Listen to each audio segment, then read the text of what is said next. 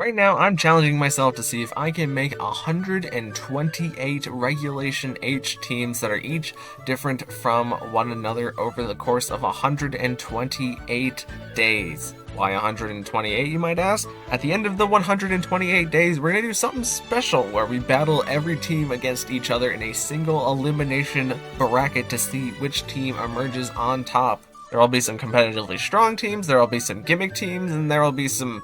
probably a good number of goofs and gaffs in there, so if you want to follow through to the end, subscribe so that you can keep up with each day. But without further ado, let's move on to day 50. Alright everybody, welcome back to another video, and in today's video we are going to be going over a Cetitan team. Now Cetitan was pretty popular back in Regulation A because of the tools that it had, however it quickly fell off in Regulation B once there became a bunch of Pokemon that beat Cetitan, kind of like Iron Hands, and it's kind of hard for it to recover in any other generation after that once there was really good fighting types in the format. But as with Regulation H, a lot of Pokemon get a second chance to be good, and Cetitan just happens to be one of those Pokemon. So let's get right into Cetitan. Our Cetitan is going to be a Belly Drum Cetitan, which means that we will lose 50% of our HP in order to maximize our attack, but we do have the Citrus Berry to help negate that, so it's really only 25% of the attack, and we have to take a turn in order to get it set up. But after that, we can use really good damage options in the Ice Spinner, which is a guaranteed hit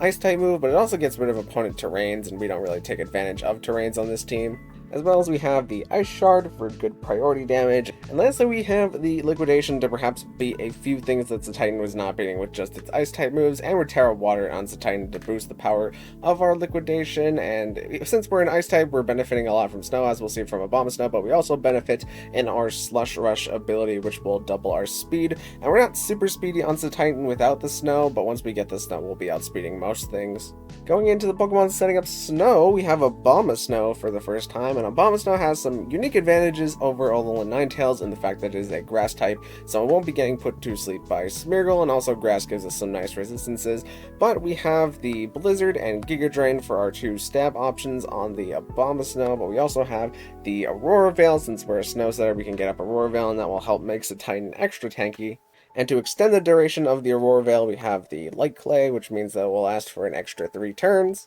And again, we're Terra Water just because Abomasnow is quad weak to fire, so getting a resistance to fire is really good. And a resistance to steel is also a nice benefit to Terra Water. Next up we have Slowking, and Slowking actually got a new move this generation, specifically just for it, where it gets Chilly Reception, and Chilly Reception is kind of like Teleport where it swaps you out at the end of the turn, but instead Chilly Reception actually sets up Snow, so we can lead something like Abomasnow and Slowking, for example, and if the opponent plays really defensively, we can set Aurora Veil with the Abomasnow since we have Snow up, and we can just exit out with Slowking after Slowking takes some damage, so we don't have to directly swap into Cetitan. Slowking's damage is going to be Scald for maybe a chance burn, but also some good water-type stab damage. And we also have the skill swap, mostly for getting rid of opponent abilities that we don't really like, but we can also turn Intimidates on the opponent. And we have the Heal Pulse on Slowking, which means that we can side heal the target Pokemon 50%, and pretty much every Pokemon on this team benefits from being healed 50% by Slowking, since it means that we can take an attack and then Slowking can heal up the Pokemon on the left side pretty easily with the Heal Pulse. And Slowking has just a little bit of staying power itself with the leftovers, and we're going to be running the Oblivious ability because we don't want to be taunted. Next up we got Comfey, and Comfey is fulfilling a similar role to Slowking in the fact that we want to be using Triage, our ability that increases all of healing moves priority by 3, which is just as fast as Fake Out, so we can actually outspeed Fake Out in a number of scenarios, but we want to be using the Floral Healing to side heal the target Pokemon, and with the priority, it means that if we've already taken an attack, we can heal off the damage with the attack, and we just have 2 good damage options in the Draining Kiss, which is Stab, but again is also boosted by Triage, so we can get back 75% of the damage that we dealt with the Draining Kiss, but we also have the Giga Drain, which is again a priority move, and we can Terra Grass in order to avoid being put to sleep by Spore, in order to, and also to get Stab on the Giga Drain. Next up, we have Girder, and Girder is a nice Eviolite Pokemon since it is not a fully evolved Pokemon, and the Eviolite is going to give us a 1.5 times boost on our defense and special defenses, and we really value the defense boost because we are going to be using Bulk Up on our Girder in order to make ourselves super tanky, and in order to make it so that we have a lot of recovery, we're going to be running Drain Punch, and the Drain Punch is going to give us good stab fighting type damage, and it's also going to be boosted by our ability Iron Fist, which gives us a 1.2 times boost on all of our punching moves, and our other punching move is Thunder Punch, just for a bit of type coverage against water types and falling types that want to counter Girder. And lastly, we have Empoleon, who is mostly just here for the type coverage that it can provide, as we really value the steel, the water, and kind of the fighting type damage. The Vacuum Wave is a bit of a slap-on, just in case we need to kill something that has a Focus Sash on it. But we also have the Weather Ball, which means that since we're running the Abomasnow, we're probably going to be getting Ice Weather Ball, which is a nice 100 base power Ice type move to have on Empoleon. However, if the opponent is also bringing Weather, we can try to flip the tables on them, because if they're bringing Water type Pokemon, we probably can't use Weather Ball against them, but if they're bringing Fire type Pokemon and have like Grass type Pokemon, for example, as like Chlorophyll Mons, we can use the Weather Ball against them there too. And we're Assault Vest so that we can be super special tanky on Empoleon, since we already have like the Aurora Veil to further increase tankiness, and all the ice types are pretty defensively tanky since Snow this generation now increases your defense, so having a little special defense on Empoleon to deal with special attackers is nice. And we're also competitive on Empoleon, so that way if anything intimidates us, we get a free double special attack boost, but if we get any drops at all, it also activates our competitive. It's just not as free as getting intimidated. But yeah, that's the basic gist of the team. Let's get into some battles. Alright, so here we have what looks to be a rain team, but they don't have any rain setters. Their only setter is actually Prankster Volbeat with the rain dance, which means that it's kind of worse for us because we both can't lead Abomasnow and have Abomasnow in the back safely, since they can just click rain dance infinitely with Volbeat, and that means that we can never get up our snow super safely. But they decide to lead Volbeat and Basculegion, which I'm kind of okay with at this time because I led Cetitan and Abomasnow, hoping that they would just rain dance with Volbeat, but they wave crash Cetitan, and Cetitan takes it pretty okay as Basculegion goes Terra Fire here, which was really not what I was counting on because I just wanted to Giga Drain its health away with Abomasnow, but we need to save Abomasnow in the back if we want to beat water types, so we decided to do that, and I Terra Watered Cetitan here, but they actually crit Cetitan, which means that they get the KO,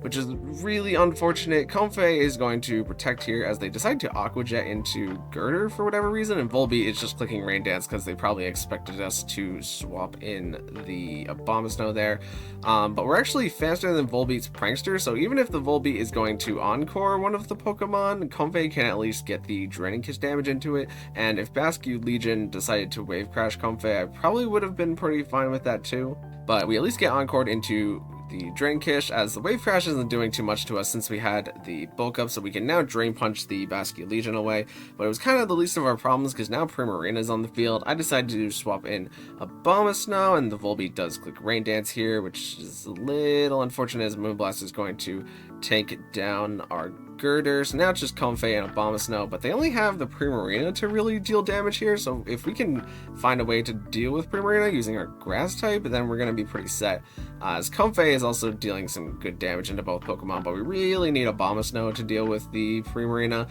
and Pachirisu side Helping Hands Primarina, so we get Giga Drain damage into it, and they're not redirecting, but they're actually Weather Ball, and that's why they set the Sunny Day previously, specifically to Weather Ball into the Abomasnow, but I protect with the Comfey, just kind of stalling out turns of Sun,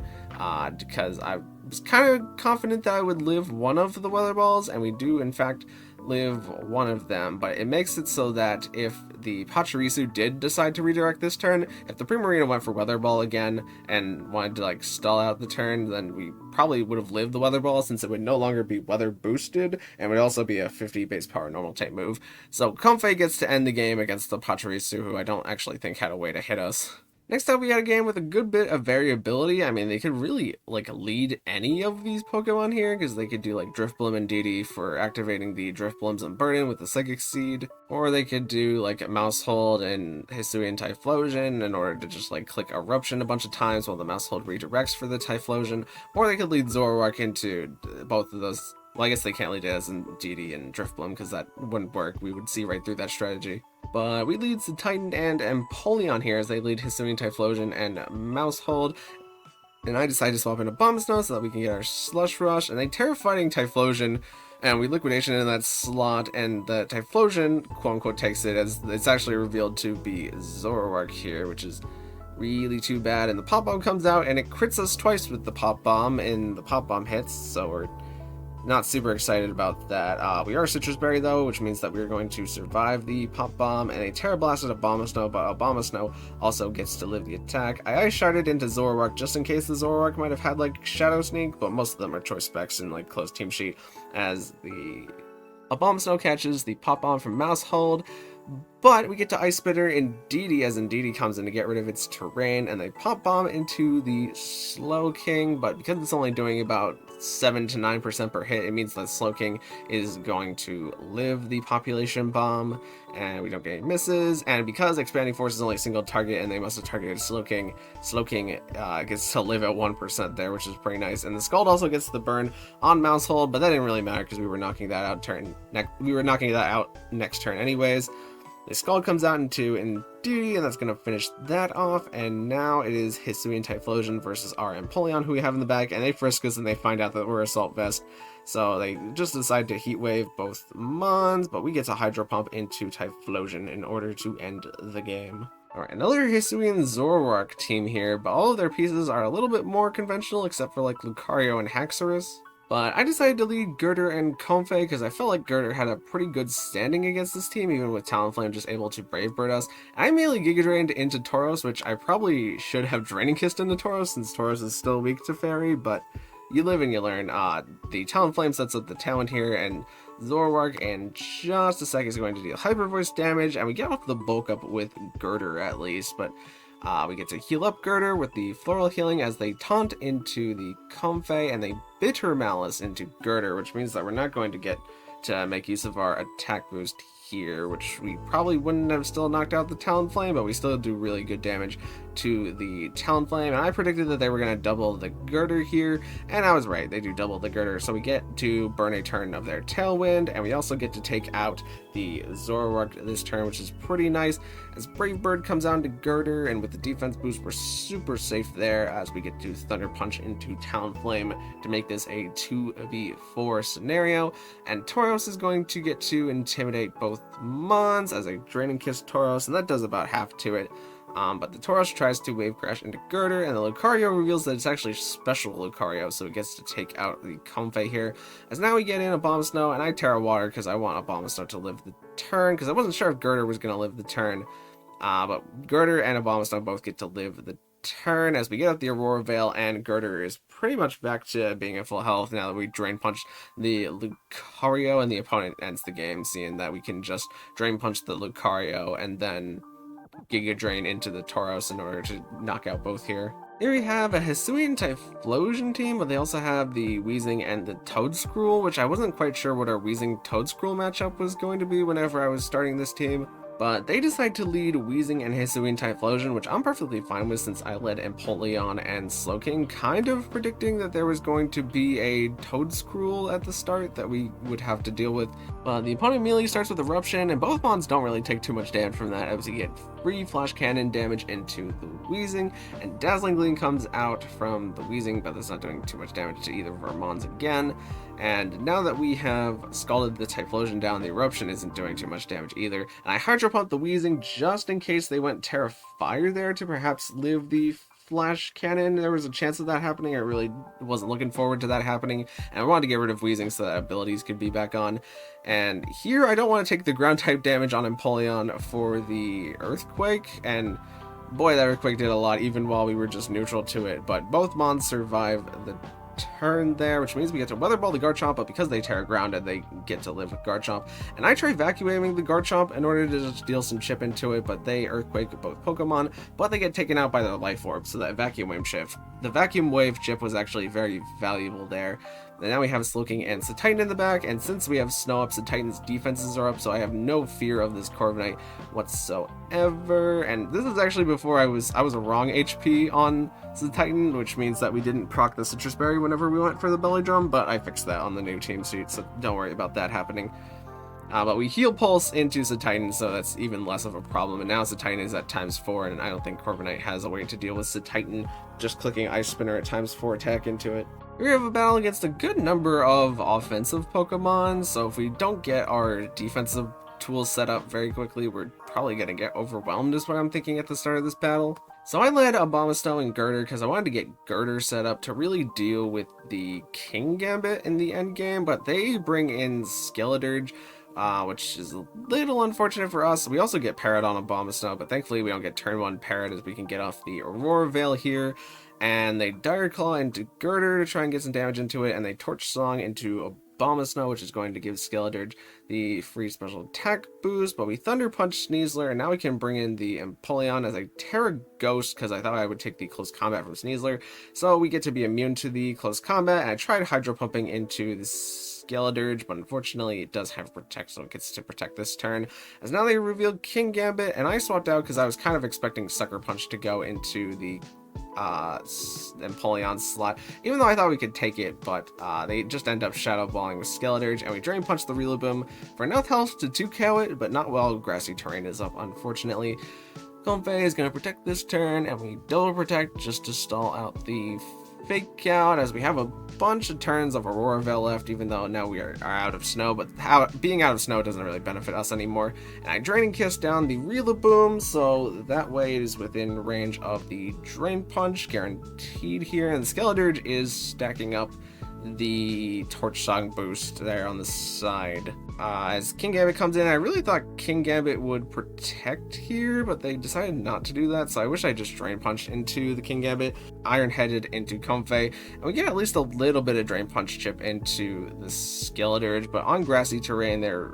really getting a lot of their health back, as Empoleon is now going to come out, and I try Vacuum Waving here in order to avoid the Sucker Punch from Skeledirge. A Shadow Ball comes down to Empoleon and does a lot of damage, but we get to Drain Punch King Gambit at least this time, and Grassy Terrain goes away. A Shadow Ball comes down to Empoleon because they're actually faster than Empoleon, which I was definitely not expecting. I thought we could get at least one Flash Cannon off into the Skeledirge, but that's not going to happen here, and the Skeledirge is going to outpace Girder here because they have the ability to boost their special attack way faster than Girder can heal back with the Drain Punch, and they're also unaware and we're not unaware, so yeah, little unfortunate there. But I really did not expect them to Terra Grass Skeledirge there, since we have, like, mostly Ice-type or Ice-type components on our team. But maybe once they had gotten rid of Abomasnow, they felt a little bit safer Terra Grassing their Skeledirge, and obviously Terra Grassing their Skeledirge worked out for them. And lastly, we have another Toadscruel Weezing team, but this time they have mostly dragons, actually, which I didn't really realize at the time. But all these dragons have a lot of setup potential, as the Excalibur and the Dragapult can just click Dragon Dance, and the Goodra can have like a Body Press endgame with Iron Defense, which would not be too great for us. So I decided to lead Abomasnow and Empoleon, hoping that we could get that Weezing early again, and they lead Dragapult Weezing, which is pretty nice for us, as they Phantom Force with Dragapult, as they pretty much have to in order to get good damage here, unless they Terrestrialize, and we do much more damage into the Weezing this time with Flash Cannon. We in fact do so much damage to the Weezing that I can actually get it on the resisted Vacuum Wave, and we get to turn back abilities, so we get the Snow Up with the Abomasnow, and I went for the Aurora Veil, as Phantom Force does not knock out Empoleon,